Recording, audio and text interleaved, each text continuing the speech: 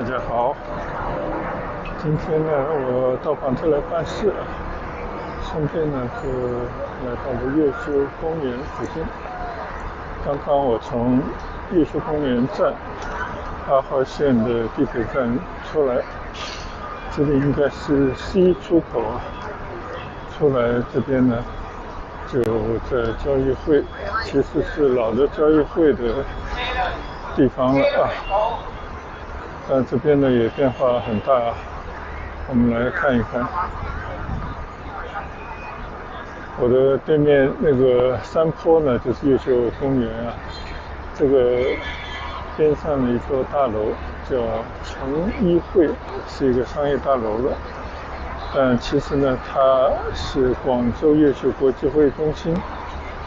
最早的时候呢，这是一个广州的体育馆，80年代非常火的一个体育馆，后来被拆掉，就变成了现在看到的这片跟展销、展会、会议等相关的一个区域啊。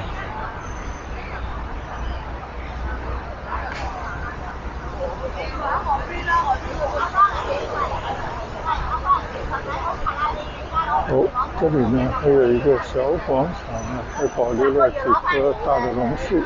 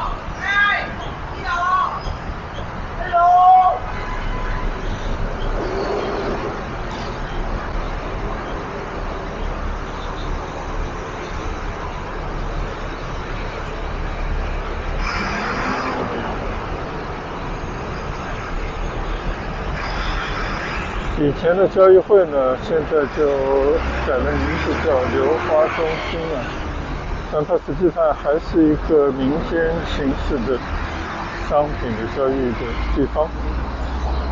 我已经好多年没到这个地方来走过了。你看啊，现在我正面的呢，这个就是原来的交易会。当然，这是交易会的第2个场所。最早交易会呢是在海州广场啊，后来搬到了这边。但是最早这个地方呢是中苏友好大厦啊，后来被拆掉。其实全国很多大城市都有中苏友好大厦。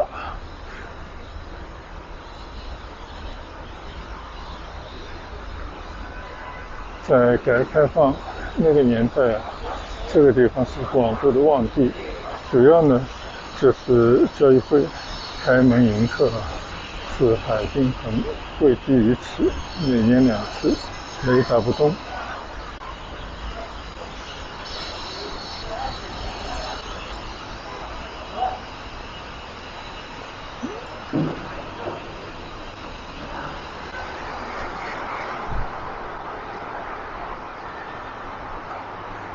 现在呢，其实变成了一个商业广场啊，大家可以看到，就是普通商业广场里头看到的这些店铺啊，在这边也都能够看到。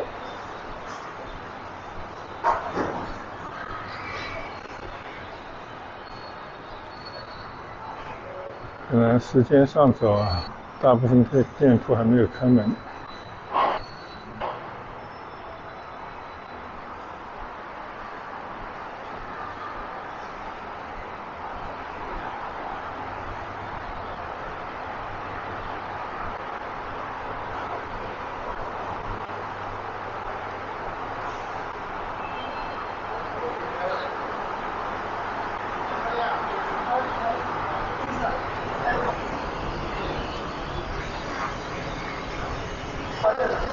想当年的流花路呢，是广州的一个旺地，应该是广州当年的一张面孔。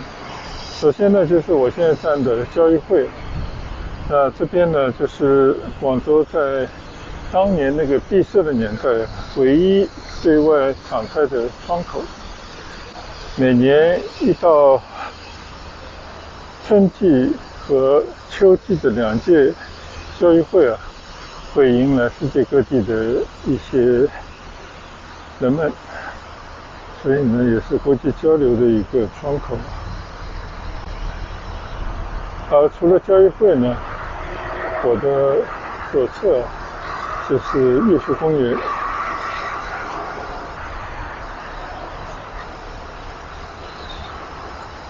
我的右侧是流花公园，2个非常大型的公园，是当年广州引以为傲的2个大的休闲的地方。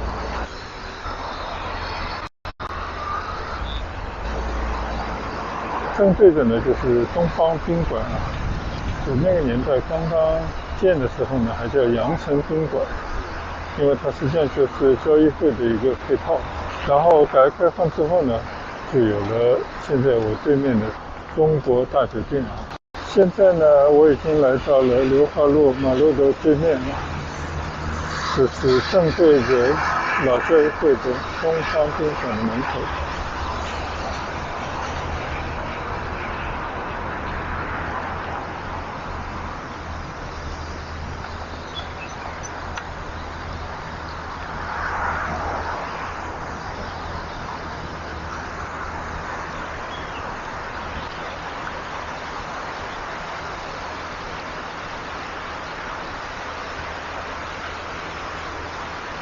东方宾馆几十年它的建筑物外立墙呢没有太大的改变，门口的装点呢还是跟以前一样就是喷泉都还开着。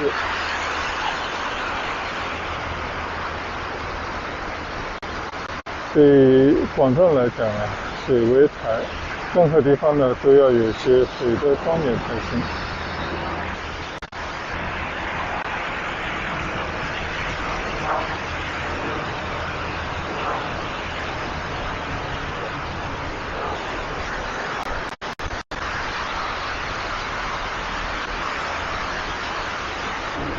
想当年呢，我也是这边的老常客，有很多的这些客人或者朋友来呢，都是会在这边下榻。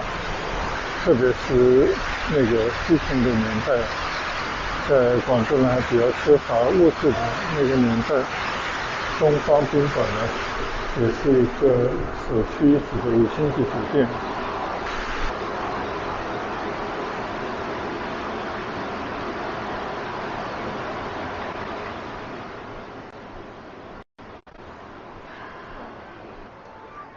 时隔那么多年再到里面来转转大家可以看看这边的一些装饰摆饰呢，基本上还跟原来差不多。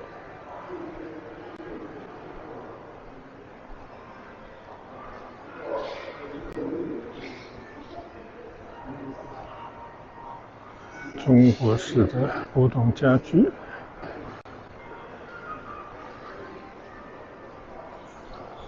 这边呢是前台应该说前台之一吧。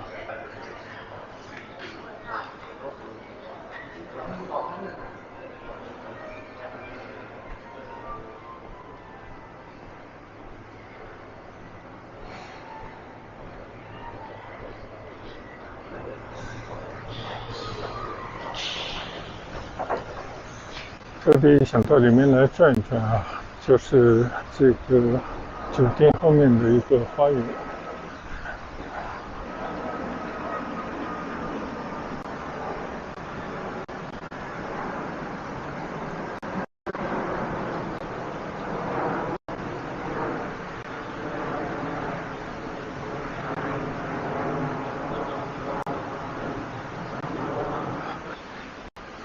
这个宾馆呢，跟它名字完全相符，完全是一种东方的色彩。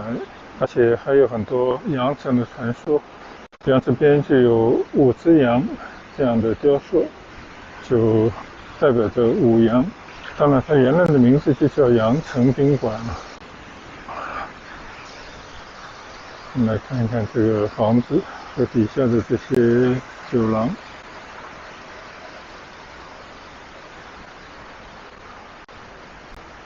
一个袖珍的公园。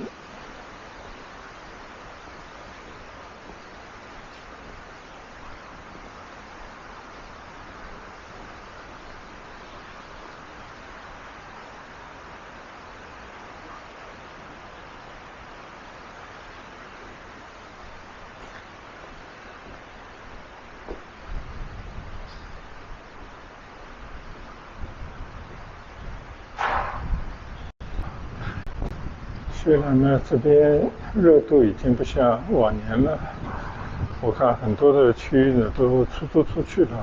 我的右侧呢是东京界的一个健身房了。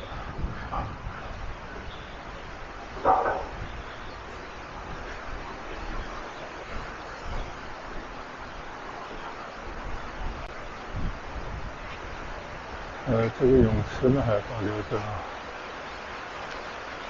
广州呢天气比较温暖，室外的泳池还是比较受人欢迎。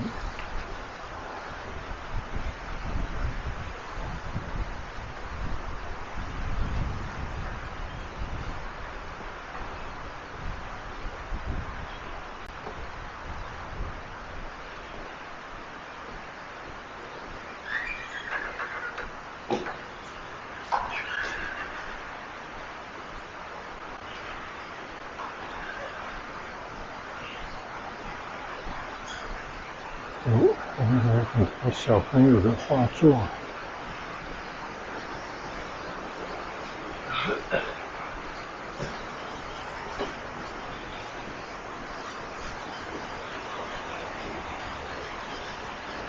我们再来看看用米黄色墙体围成的一个花园。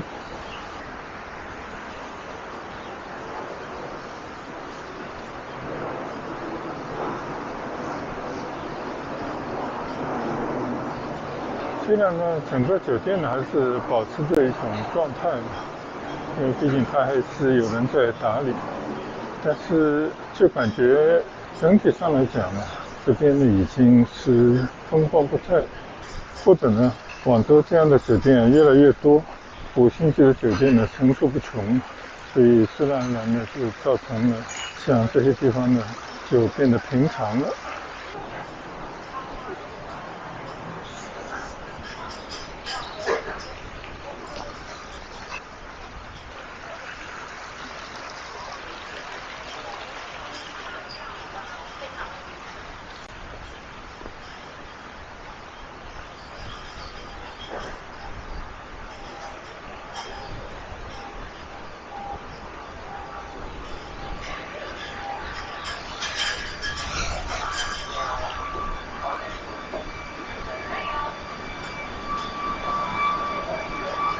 刚过酒店的自助餐厅，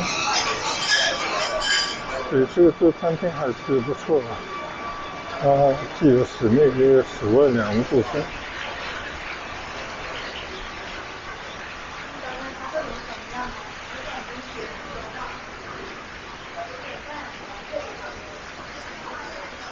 我们这边来看一下这个自助餐厅室内室外，尤其是室外的部分也锦鲤相伴。黄昏习习的上午食客们还是心情不错。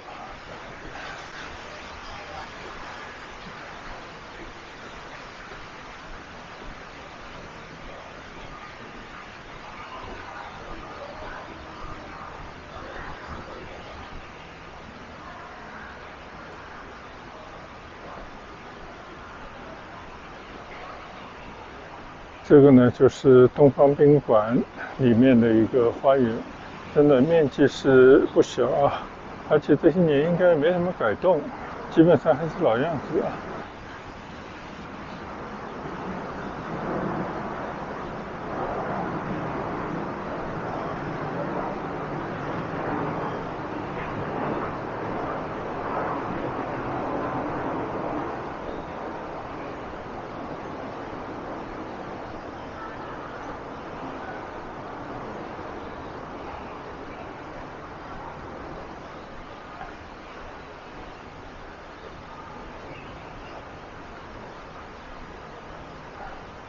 广州呢，就是这些高耸的棕榈树啊，给人家一种南国气息，但是跟北方城市啊不太一样的景致。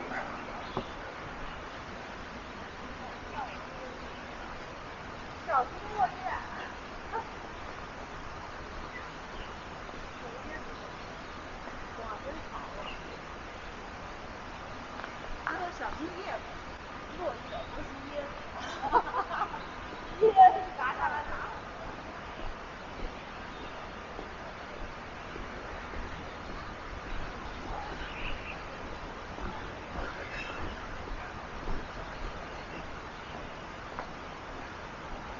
想当年啊，改革开放早期的时候，像这些5星级的酒店，在北方呢，基本上都是不让普通的人们入内的。但是唯独广州当年就是敢为天下先啊，这完全是开放给普通老百姓，所以你只要穿着得体都可以进来。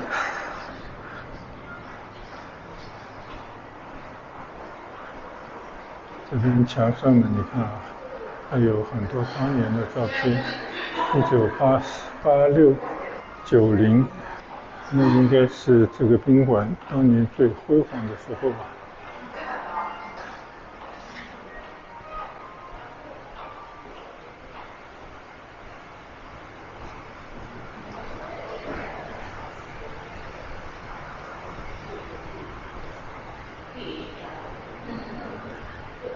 我只记得当年这个宾馆虽然规模不小啊，但是好像是不够用的状态，到处是人头攒涌。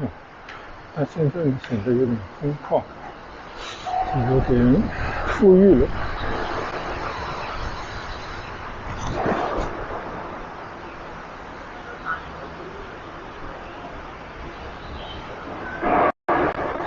这边呢，就是东方宾馆的最漂亮的一个牌坊。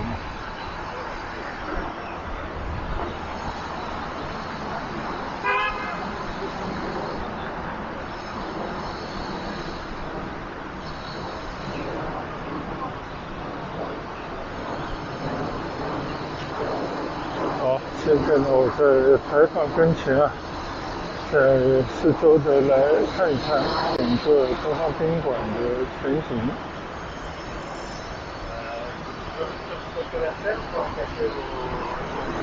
然后呢，我们就走出这个牌坊，走到流花路上。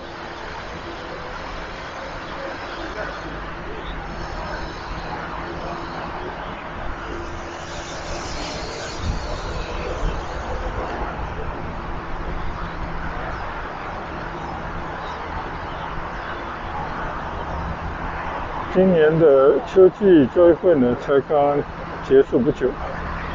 一如既往的报道呢，每次都说又增加了多少的交易额，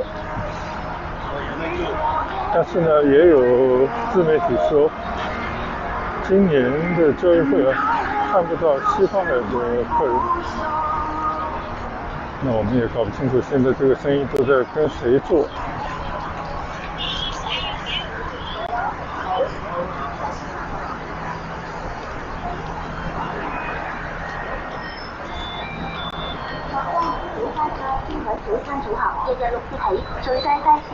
这边的麦当劳已经开了很多很多年了。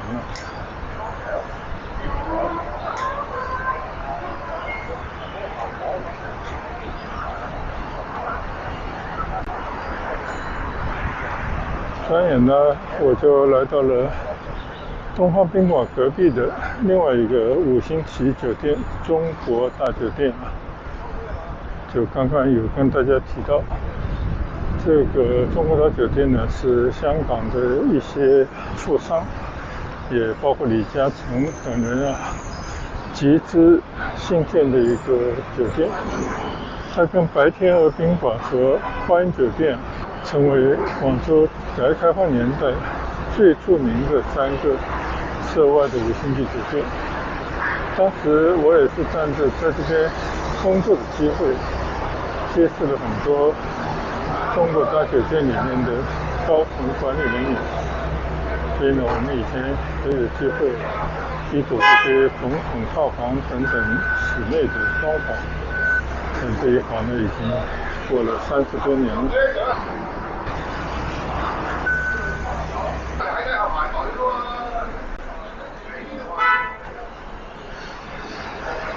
就像之前说的，中国大酒店星光44载已经40多年了，这是一个小小的纪念吧。也是跟中国馆一样，明显的感觉这边没有像以前那么热闹了，连大堂里头摆的沙发都吃掉。我们随意的转转吧。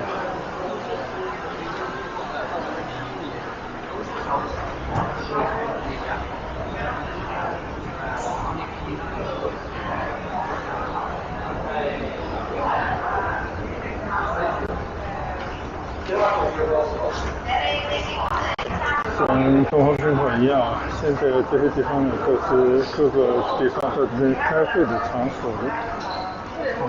你可以看到各种各样的居然都是一些口腔的连诊所在这边搞活动。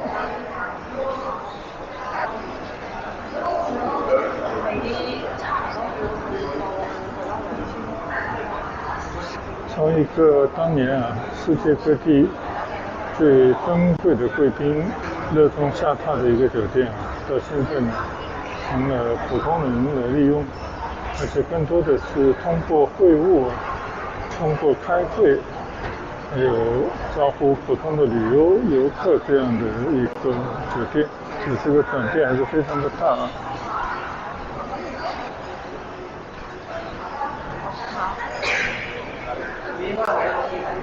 这边呢有一个中国大酒店历史文化空间，就有点像我们上次去松丽宾馆一样的感觉。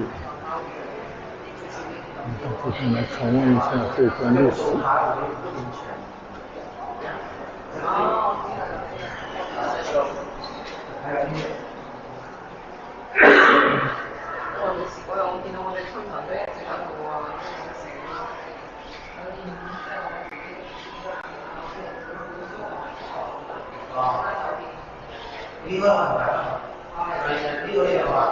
这边的不少资料就是介绍着当年这个有兴趣酒店诞生的过程。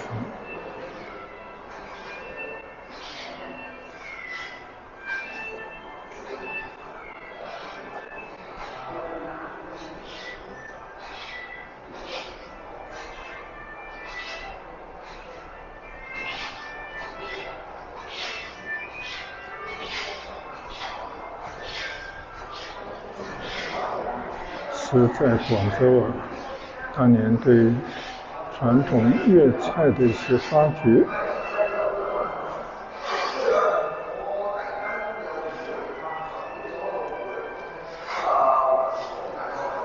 当年在中国大酒店呢，就有一条石阶非常有名。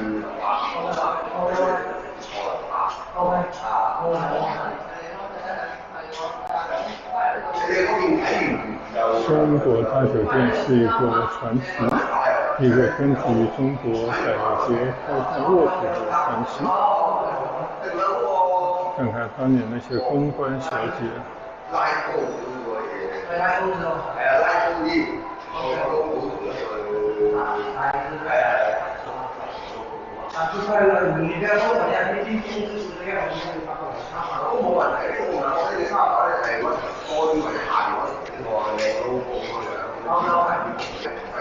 现在再到大酒店里面来看一看，我就突然想起一些往事了。当年虽然我从事的一个职业呢，也算是一个高尚的专业的人士，但是呢也是喜好文学当年也曾经是一个文学青年。我记得这是以大酒店为背景的有一首诗作，居然还被中国当年最高的文学刊物《诗刊》所采用。这也是破天荒，也是我唯一的高光的内建施作。我哋買得早10年啦，係啊，買得遲嘅15年啦，而家可能要10年。所以走出中国大酒店的大门，还是思绪万千啊，很多美好的回忆，还有着深植于心的情怀，尤其是对于当年这段历史刻骨铭心，也是衷心的希望中国呢继续在这条开放的道路上走下去，即便呢有一些挫折波折，但是改革开放之路呢，相信就是长江黄河之水，不会倒流。当然这只是普通的老百姓内心的期盼而已。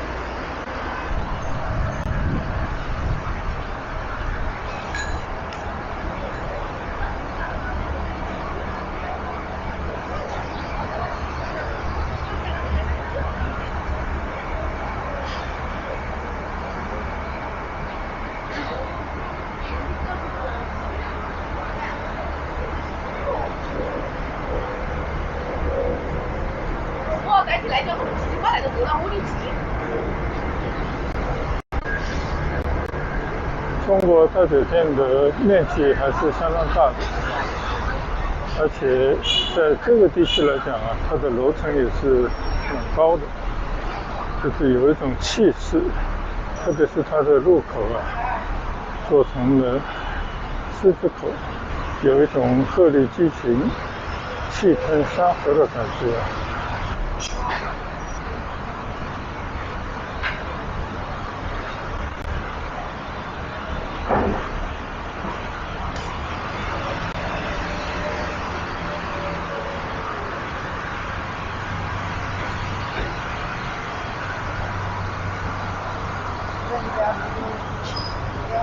好，现在呢，我从这个地道绕到马路对面。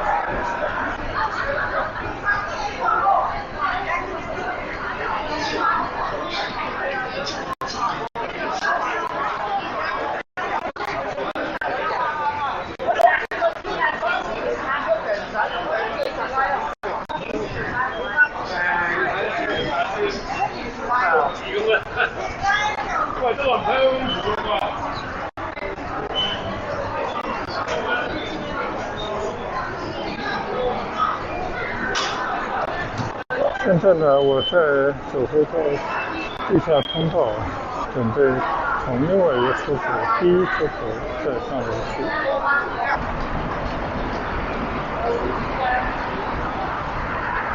现在我从这个第一出口出来呢，就已经来到了中国大酒店的对面了。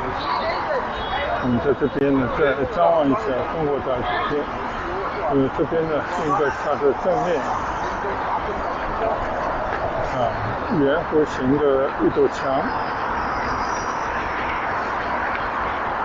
这边过来对面呢，就是原来的体育馆拆掉以后变成了广州越秀国际会议中心。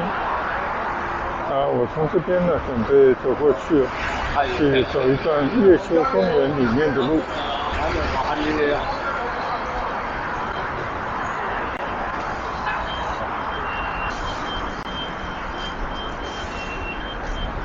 作为流花路的顶头了，这边最著名的当然就是越秀公园了，就是有着广州五羊雕塑，还有5层楼这些著名地标性建筑地方。同时呢，越秀山也是广州城的一个起点，这个山上还保留着一段的城墙。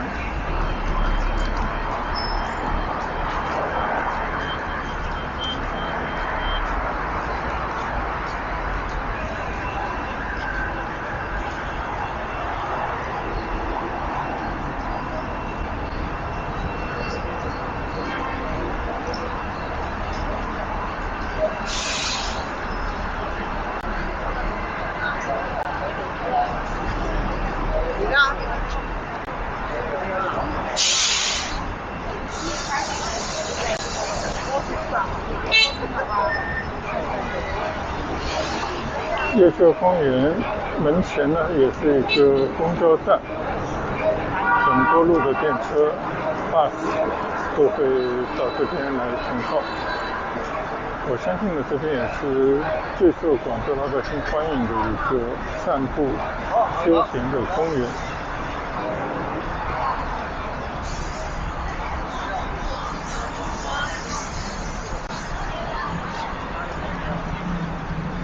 你是做了大运动。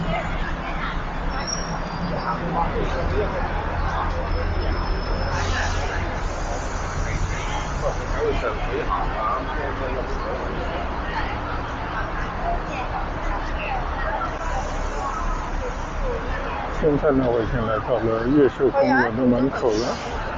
大家可以看看越秀公园里面呢有越秀山一块石头。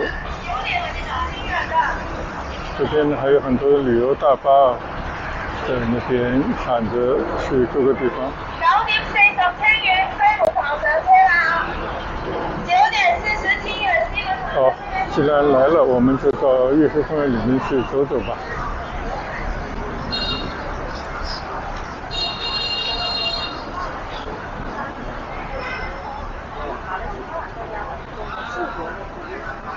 现在越秀公园呢已经不收门票了，就成了每个普通老百姓都可以自由出入的公园了。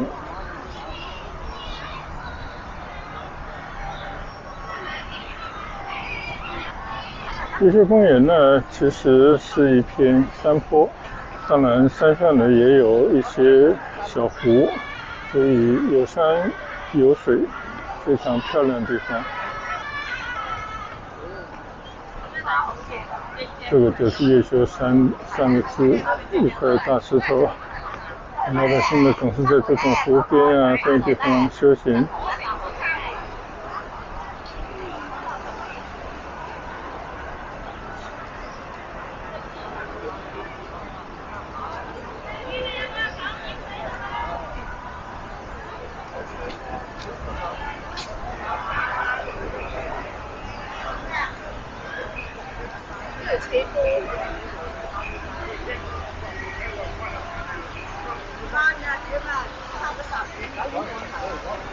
走上非常漂亮的一座小桥，我们来看一看越秀山外面的这片水域。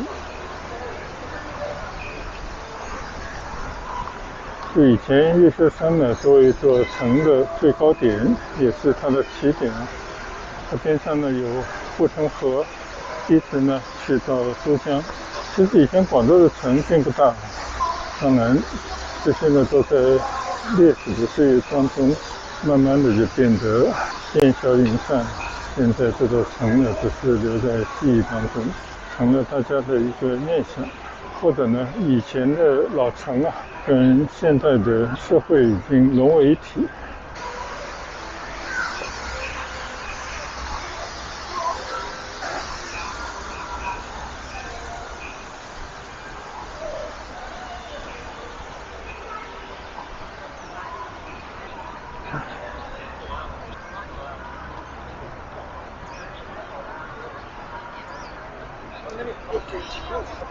就这边呢，应该是老年人的天堂。一看到佝偻的腰、腿脚不方便的年纪大的长辈，大家到这边来坐坐，和熟人呢聊聊天，打发着他们的生活。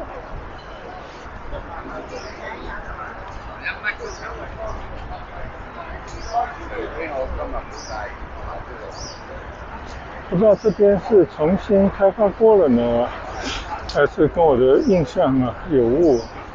就你看现在一些公园呢，有好像更大面积的水域湖区了。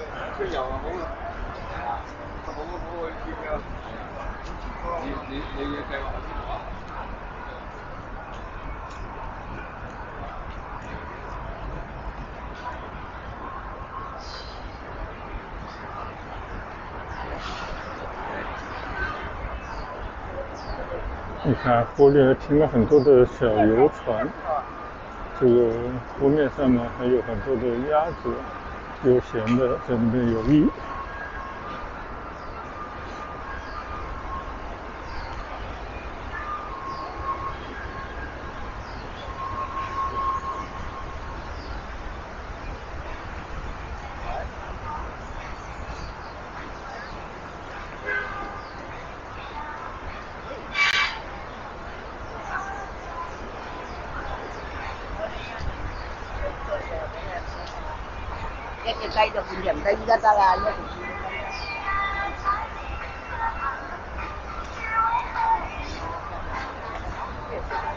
当年应该40年前了，就我来广州工作的时候，当时选择这座城市，选择我工作的医院呢，当年就是靠了一位广州朋友寄给我的地图。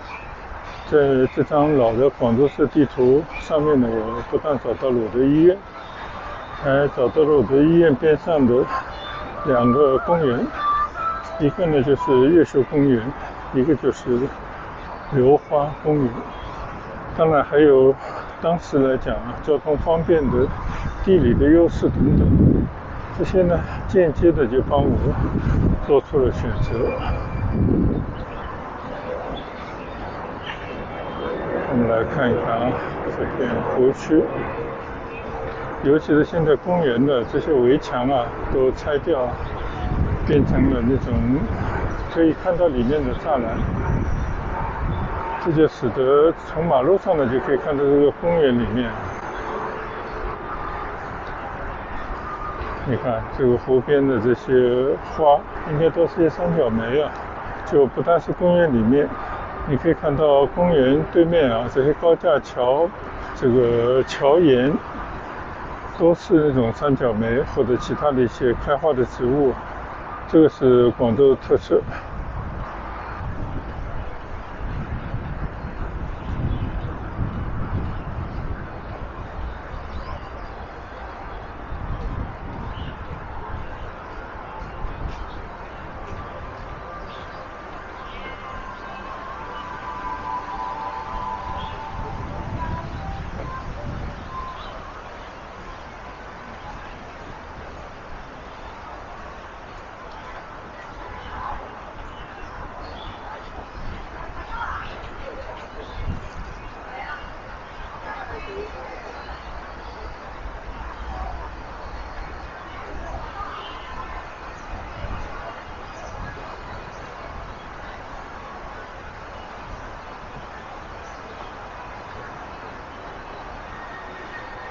我现在这些平路上面走一走等一会儿看看从哪条路上可以上到越秀山上去。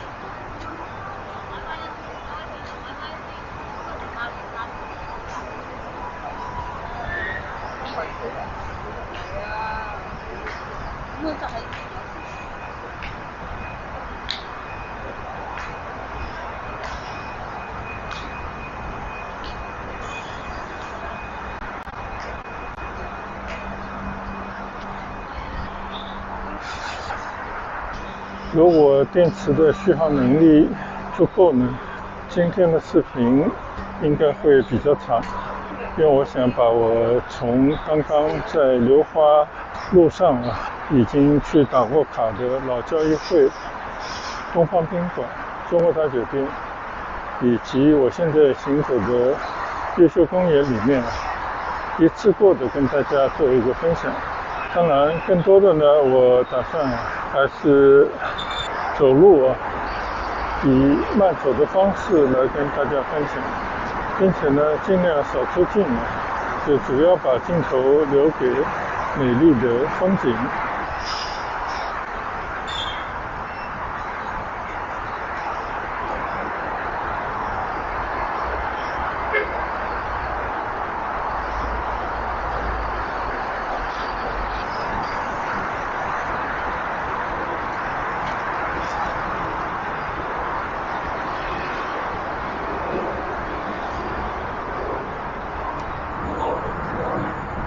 现在呢，来到了湖边的一条栈道上。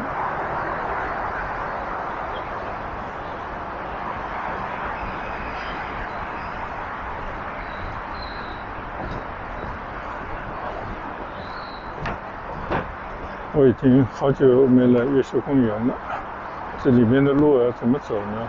我都忘记了。我就闲庭信步，随意的在公园里面走走。走到哪算哪，但这个公园呢，无论你走在哪里呢，这些风景都是一流，确实让人心情放松，心情愉悦。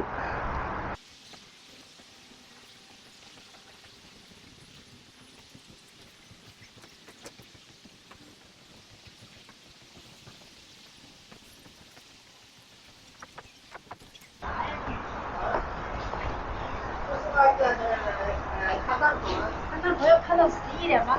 然后11点了。还有这个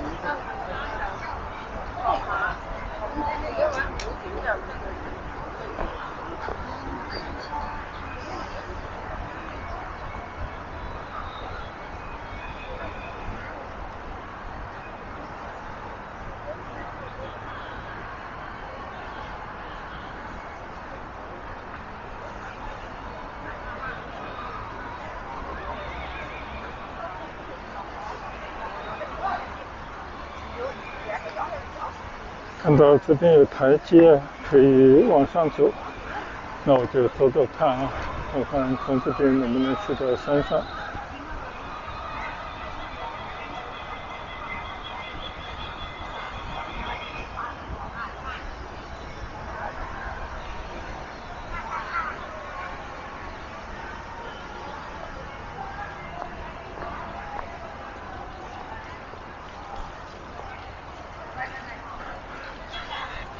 这里也是移步换景就在这个小山坡上呢，也做了一些景致，当然少不了这些凉亭。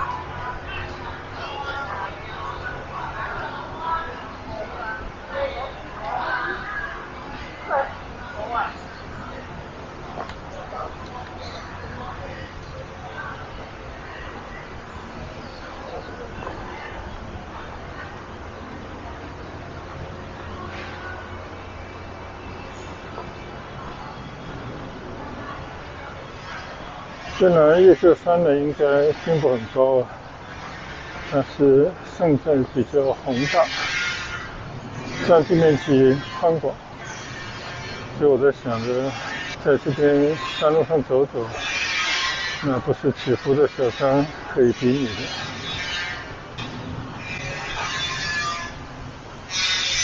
好，现在呢我就顺着这个台阶拾阶而上。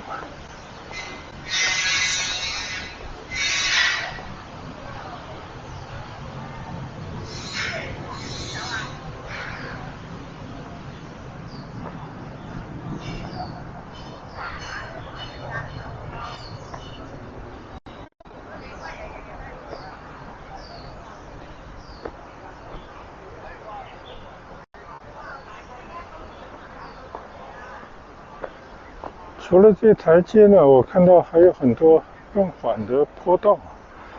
就你如果走那坡道呢，虽然慢一点就不累。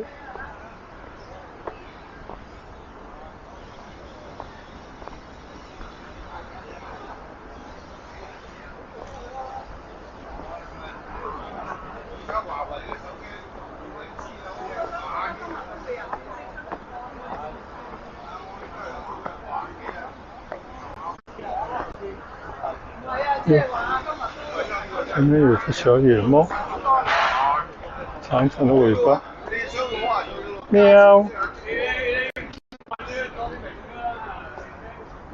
係當嚟，當企。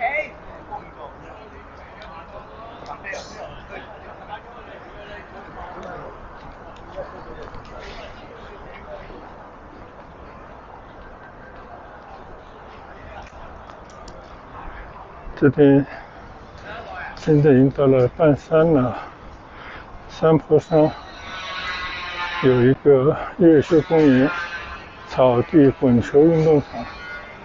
喵，这里有很多小野猫，应该不到1岁吧。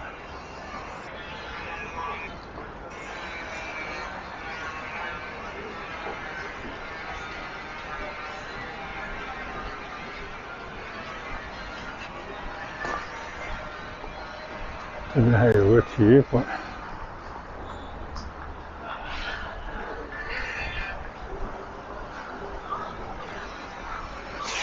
看来这公园里面建了不少大家游乐的场所。你看，这里就摆了很多的乒乓球桌，打球都老年人了。这里还有一些漫画、成语啊，读成语，这很有意思啊。这个小朋友应该是喜欢看的。成语寓言园简介。哦，这边还有2只猫猫。哎呀，看看这猫猫比人还悠闲啊！人来了，它们就跑了。呵呵，它们也怕人打扰啊。但我相信它们应该知道人是不会伤害它们的。哇，这边成了猫世界了，怎么有那么多猫？你看，都在这边自然繁殖。喵喵，冲着大家喵，可能有人经常跟他们亲近啊，所以他们也不怎么怕人。喵喵，现在还蛮亲人的，不怕人。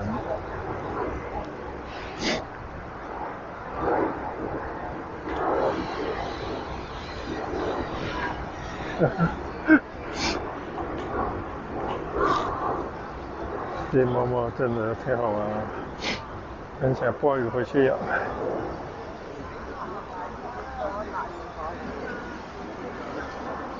可惜我没有带吃的东西给他们。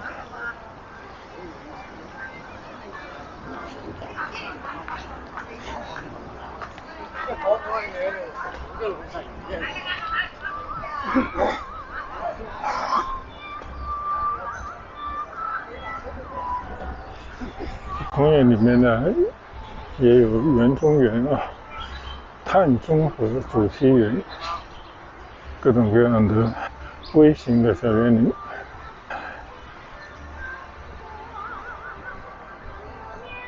现在我应该走的是山里面的一条步道了。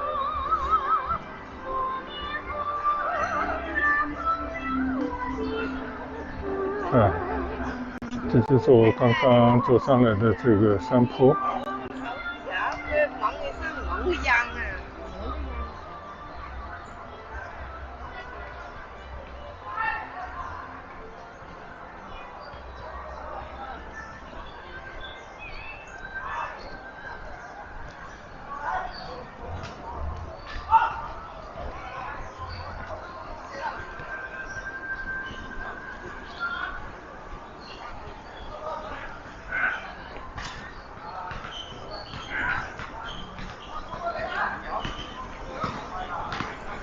这边有一条建宁路，你看上面有很多个篮球场，打球的都是上了年纪啊，是中年或者中年以上的这些人们。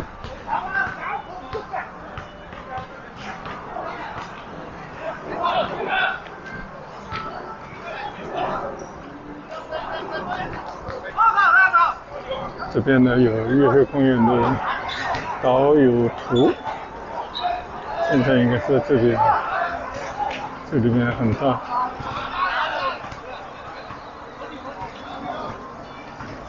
看看我能不能从这个地方的正门进来。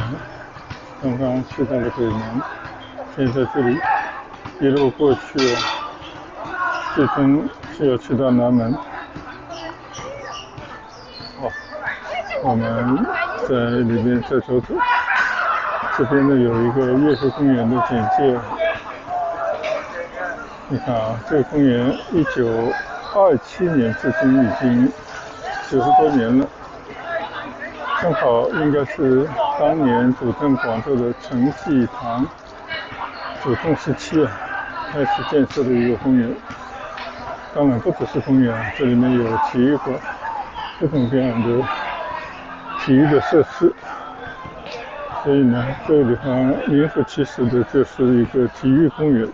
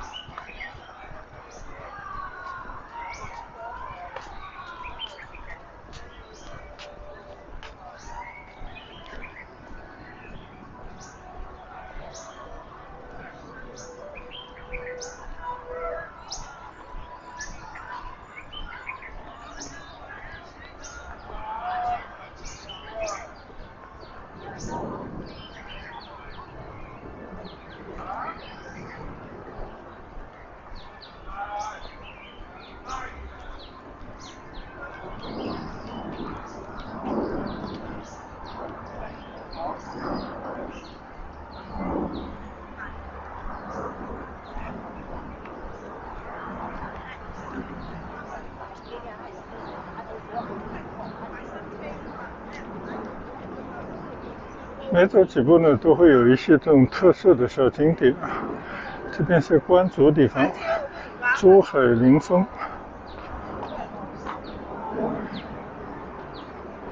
各种各样的竹子在这边为这个公园增添一些秀色。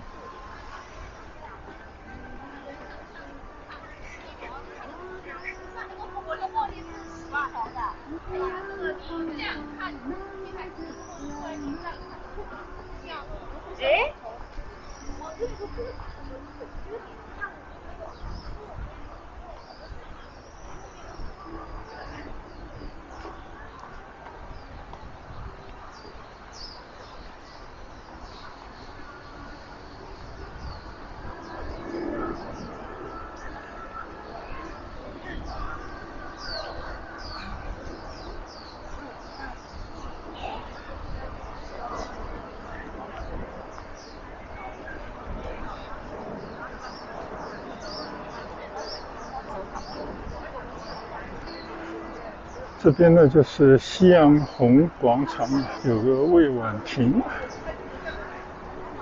其实这边呢就是从白云山那边过来的云道，可以连通到这边。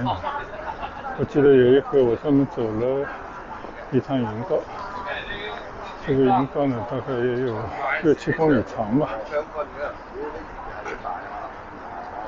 这个就是云道，从白云山南门呢一直经过麓湖、御芳园，这么一路过来，中间经过花果山，到了夕阳红，最终呢它是去到中山纪念堂，这么一个云道，6100米。从这边到中山纪念堂呢还有1000米。这个就是云道上来的地方，当然你也可以反着走。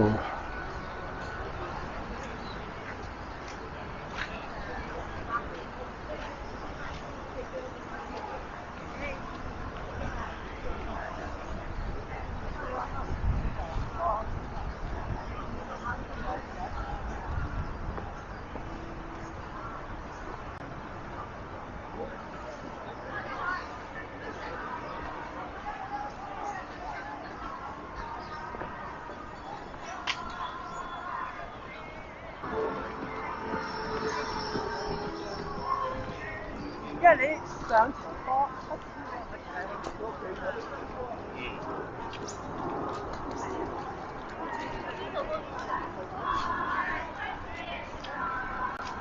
这个道路呢有上坡也有下坡，刚刚上了一段坡，现在呢就是下坡路。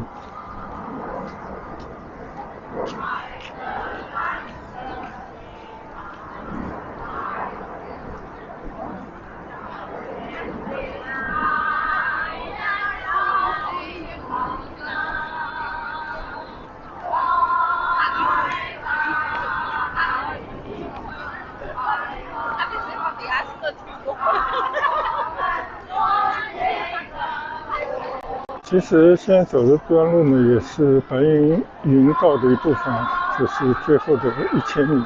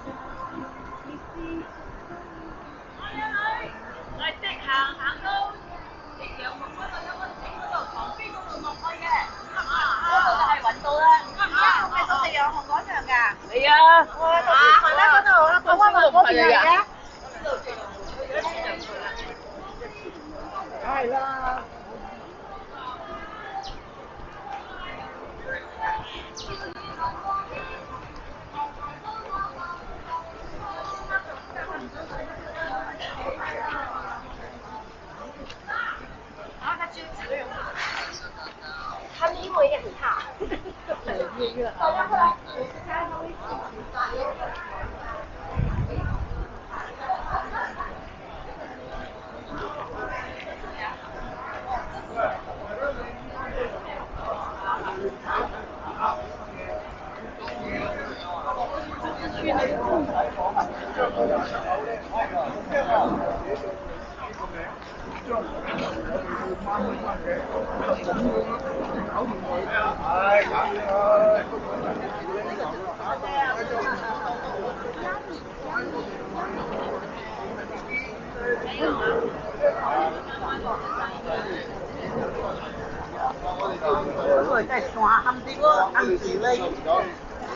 好，你喺中秀湖我覺得唔好行。好啊，我喺度坐20啦。哦，得啦得啦得啦。哦，你留意信號啦，我一陣。得啦得啦。得，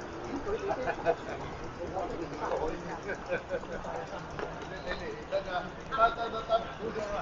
我哋一陣行中秀湖啊。你喺呢邊啊？你喺城牆嗰度上面定係行住嗰邊啊？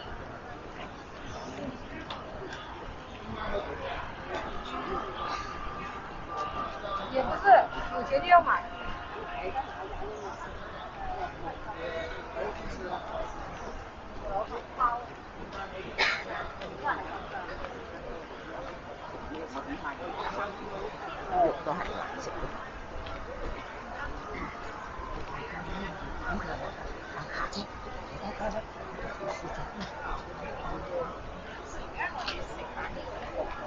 哎呀，我的妈都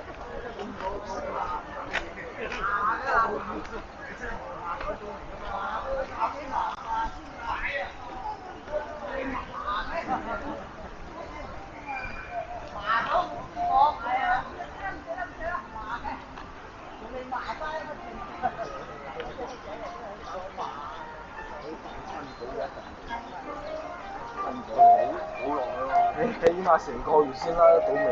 呢度都有味啊！梗係冇佢啲忽啊！哦，冇咗啲忽係嘢。呢度啲忽好嘅。但係啲忽係嘢唔好嘅嗰啲忽。睇呢度有冇？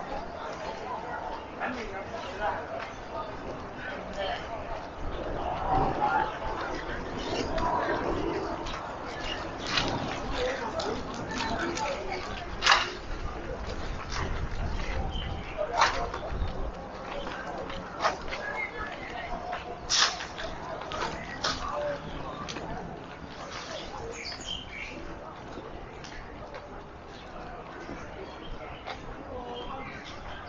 看到镇海楼、中山纪念碑，都是我行走的方向。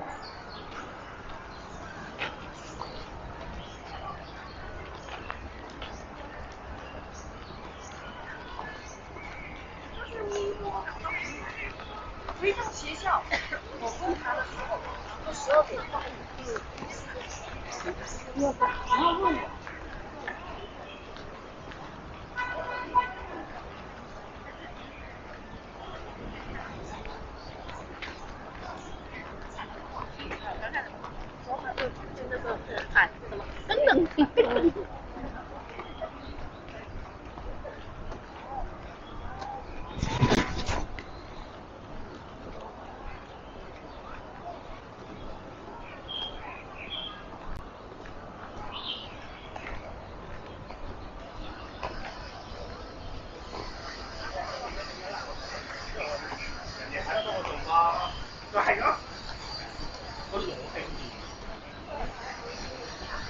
如果你即係我係咁唔到嘅，如果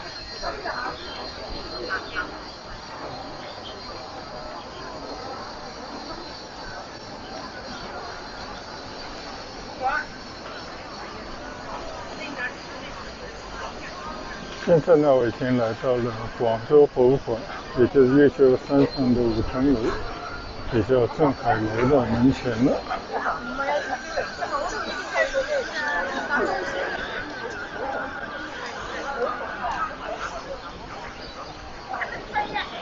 当然，现在呢，作为一个博物馆，还有买票才能够进去的。那我们以前进去很多回了，今天就不进去了。等下次有朋友来的，就可以结伴到这里走走。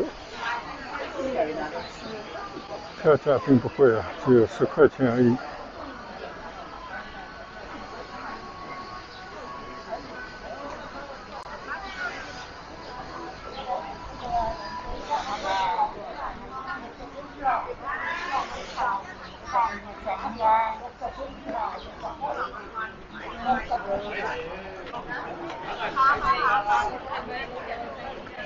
现在我的眼前呢，就是越秀山的体育馆、体育场啊。明白明白，好。我哋有見到啊，到咁上下就到咁咯。係啊，有個有個，好似唔知摩打都唔得。哦，佢省喎。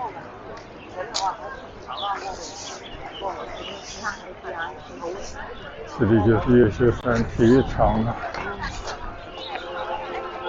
啱啊，眼又咁大啊，我们可以把这个相机伸到里面去，稍稍的看一下。现在进行改造啊，估计也是为了明年开全运会做准备吧。像这个呢，是一个非常老的体育场，经常会有一些足球爱好者在这边踢球。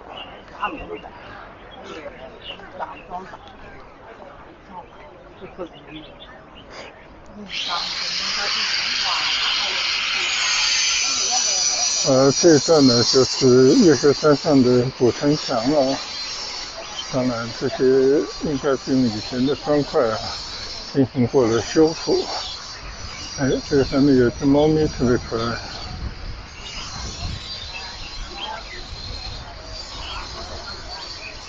它好像吃饱喝足的感觉。哈哈，我引起它的注意了。Hello， 卖萌。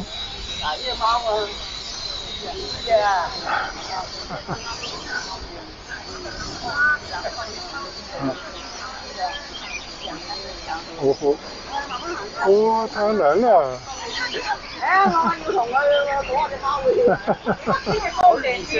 係啊，好得意啊！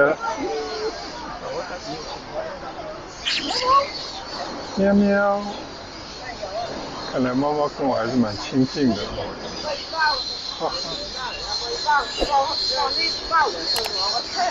Hello。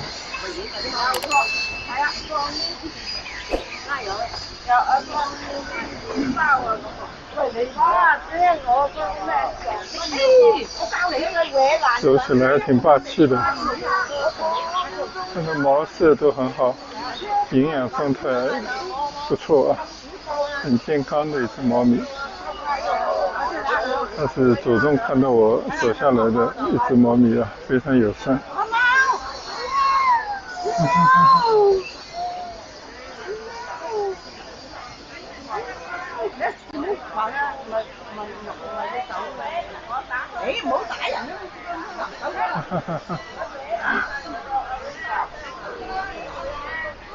在月秀公园里面啊，跟好几只猫近距离的打招呼，觉得这些猫咪不怕人，而且我觉得它们养的都很好哎，就不像流浪猫。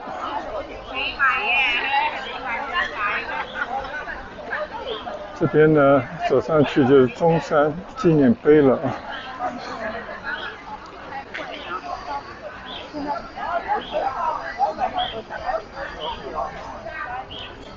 然后我姐姐有老弟的，就是因为他有一些文言文，他没办法接受。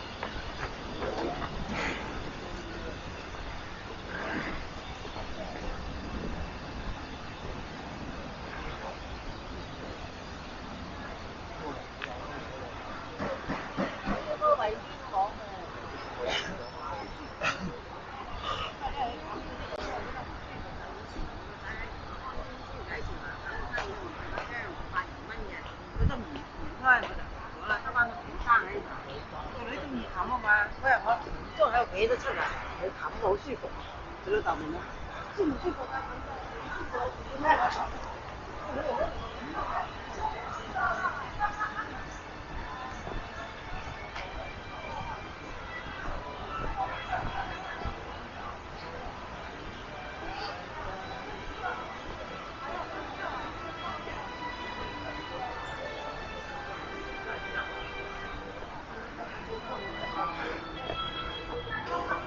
现在我眼前的呢，就是纪念孙中山的一个纪念碑，国父孙中山，对中国这个国家来讲，近代上最伟大的一位人物。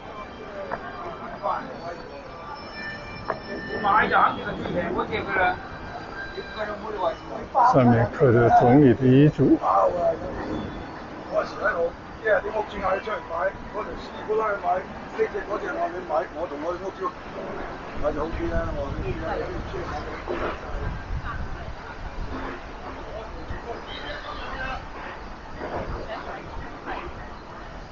買。 。 。 。。。。。。。。。。。。。。。。。。。。。。。。。。。。。。。。。。。。。。。。。。。。。。。。。。。。。。。。。。。。。。。。。。。。。。。。。。。。。。。。。。。。。。。。。。。。。。。。。。。。。。。。。。。。。。。。。。。。。。。。。。。。。。。。。。。。。。。。。。。。。。。。。。。。。。。。。。。。。。。。。。。。。。。。。。。。。。。。。。。。。。。。。。。。。。。。。。。。。。。。。。。。。。。。。。。。。。。。。。。。。。。。。。。。。。。。。。。。。。。。。。。。。。。。。。。。。。。。。。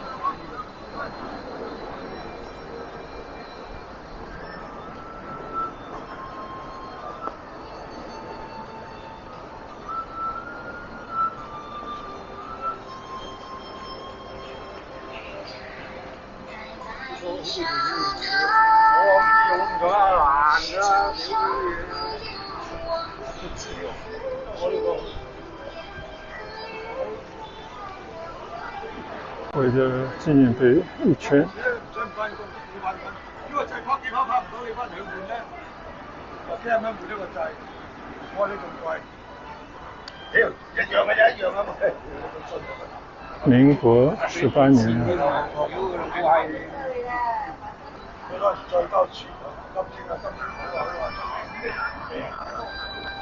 好，现在呢就从纪念碑的这条步道一直走下去，到头呢就是中山纪念堂了。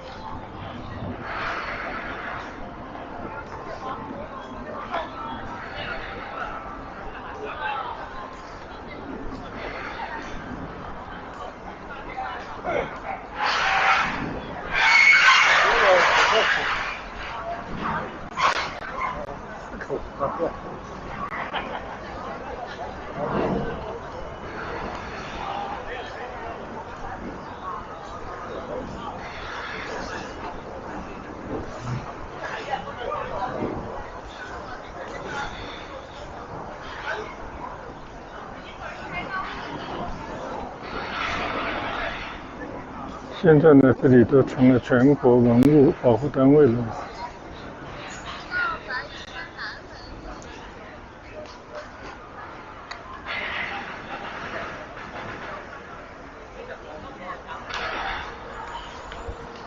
从中山纪念碑下来了，说这个前面还有一段古城墙。既然来那里去走一走吧。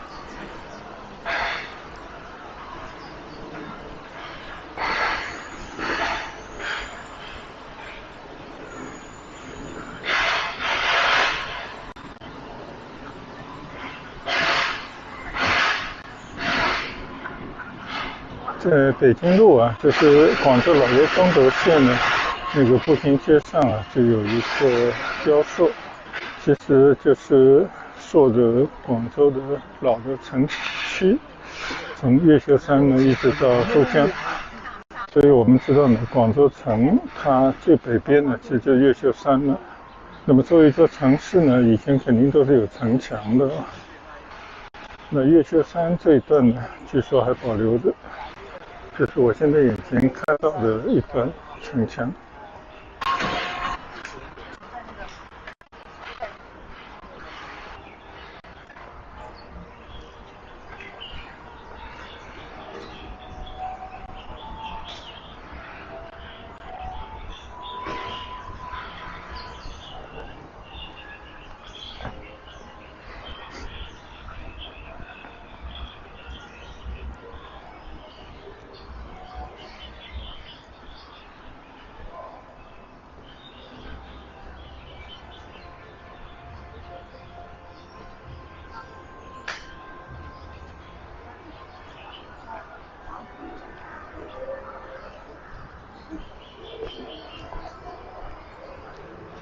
这个就是以前的城墙啊，不管是以前还遗留下来的，还是重新修复的，应该修旧如旧吧。你看啊，这些箭孔设计用的，很多。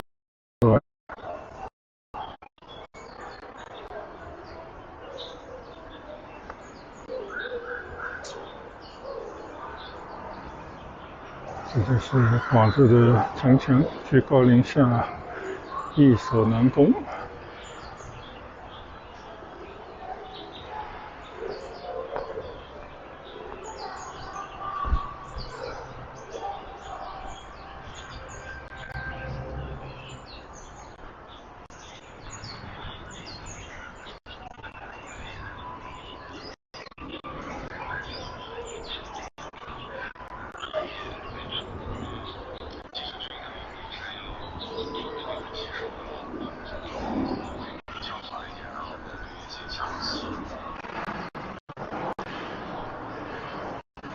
有我以前在其他的视频也跟大家分享过，纵观中国几千年的历史，其实就是9个字：衰而兴，兴而衰，衰再兴，就是这么一个循环。任何一个王朝啊，都很难长过几百年，最终呢，都是会从一个比较兴盛到衰落，有时候还会有中兴，但最终呢，就逃不脱衰败的命运啊。那究其原因，到底为什么呢？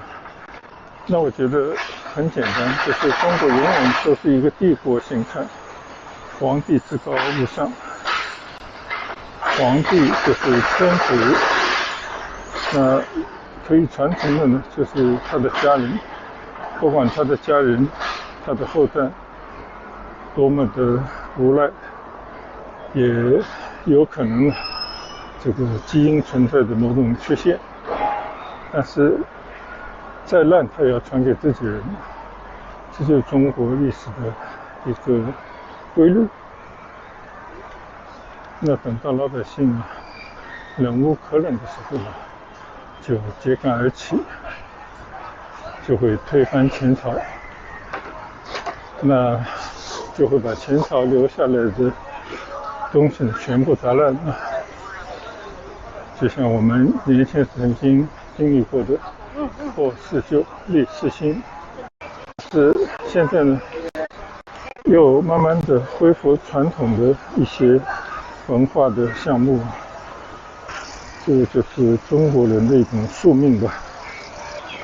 但是呢，人生也就是不超过100年，寿数有限啊，所以如果你生在一个还算不错的时代呢，那你就要把握当下，就是过好自己的日子。但是如果你不幸生于黑暗的年代，那你只能自求多福。当然有可能你要给自己增长一些以脚投票的能力来做出你的选择，不仅为自己，也为自己的后人。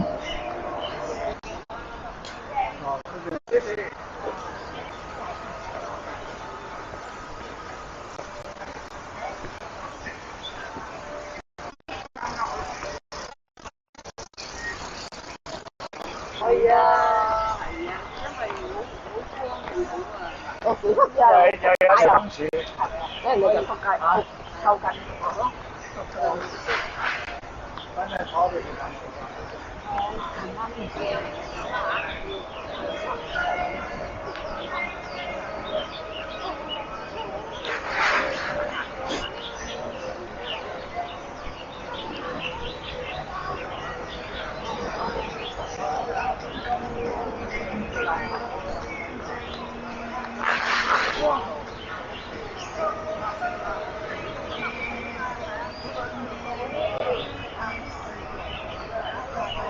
这边呢是孙中山读书至死处纪念碑，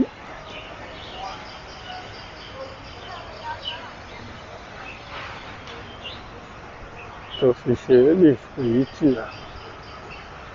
这种纪念物呢已经有差不多100年的历史了。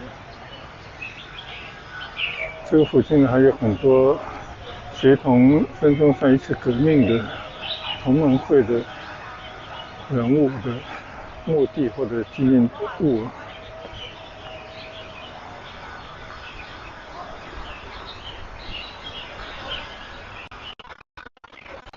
现在呢差不多就走完了中山纪念碑这部分的步骤，我们也数到底有多少个台阶，应该呢还是有很多个台阶的。这段路呢也是广州云道的一部分就最后的100米。这100米呢，我相信也是最有历史价值、风光最为奇迷，有着很多历史的遗迹，还有很多先贤的纪念物、纪念碑。有冇啲泥嚟嘅？所以呢，应该是广州最值得造之游的地方。现在呢，我们继续走几个台阶，就出越秀山南门了。对呀，对呀，这个道理，这个有意义。以前家里老人家呢，在他们腿脚还矫健的时候啊，几乎每个礼拜都会到越秀公园来转转。但是呢，现在他们已经走不动，有些已经作古，所以我们作为后辈、后来人，就是要追随前辈的脚步，继续把生活的路走下去。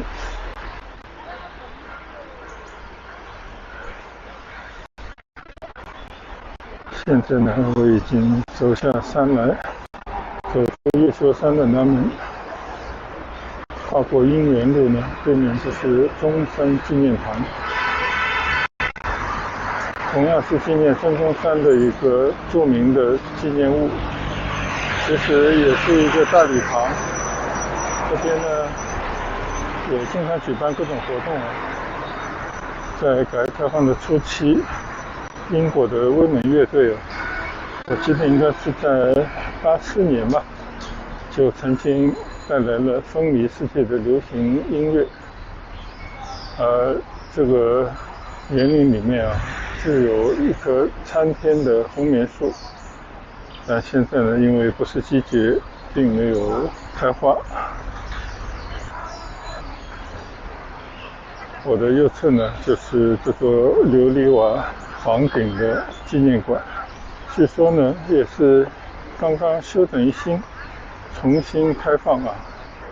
所以广州呢，它确实作为南方的一座名城，它本身有自己的深厚的中国文化的传承，以及无数的历史的遗存。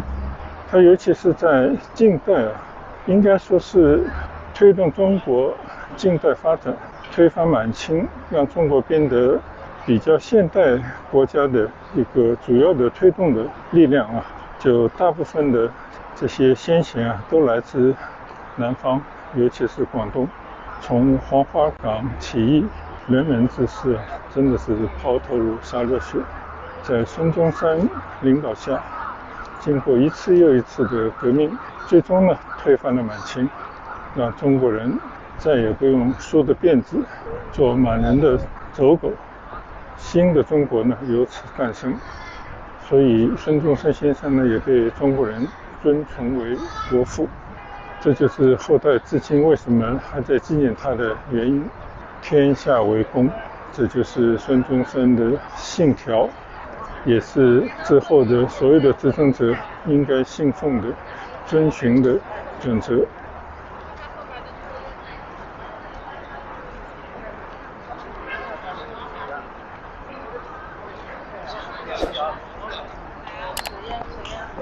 在那个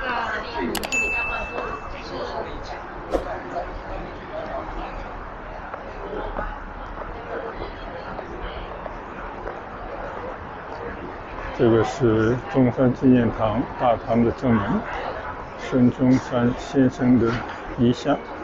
同样啊，这边参观也是要买票的，前门10块。那我们还是留在下次再来参观吧。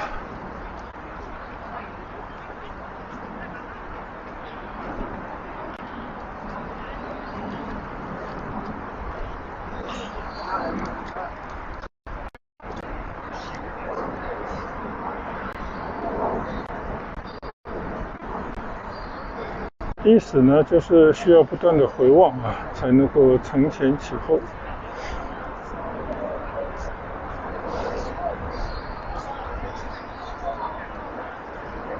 今天呢，从流花路这个地铁站出来，闲逛了流花路东南墙的一些交易会旧址啊、东方宾馆、中国大酒店这样的建筑物，回望了一下10年以前当年改革开放的那个岁月，然后呢，就从越秀公园里面慢慢的行走，一直去到孙中山纪念碑，从高处呢一直走下来，走到中山纪念堂。走出中山纪念堂呢，就是我今天闲逛的结尾。今天主要就是跟大家分享一下南国广州在11月份这个适合出行的时候，在这么一个好天气随意的走走，不但是一种休闲，而且呢还是对自己的过往的一种怀想怀念，同时呢也是对历史的回望，所以也是希望通过这种时不时的在历史的街区，当然还有很多是这种风景好的名胜来走一走，就感受到生活的热情，更好的活在当下啊。